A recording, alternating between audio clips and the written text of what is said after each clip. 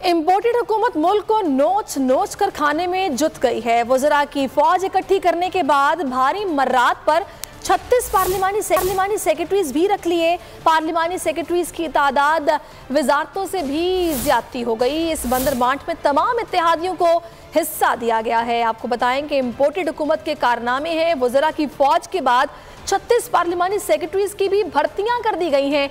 Imported हुकूमत के कारनामे हैं और वज़रा की फौज इकट्ठी करने के बाद भारी मरात पर 36 पार्लिमानी सेक्रेटरीज भी रखे।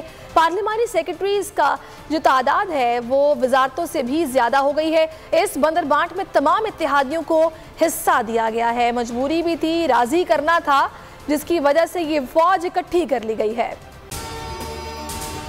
अगर आपको ये वीडियो पसंद आई है तो लाइक पर क्लिक कीजिए।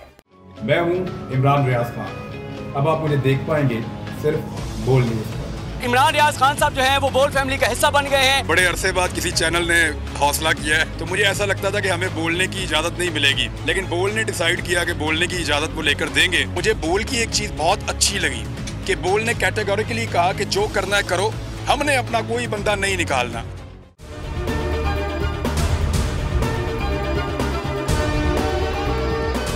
सबसे ज्यादा व्यूज, सबसे ज्यादा रील्स और सबसे ज्यादा रेटिंग के साथ बोल अब भी नंबर 1 पोजीशन पर बरकरार। सब्सक्राइब करें और बेल दबाएं ताकि कोई खबर रह न जाए।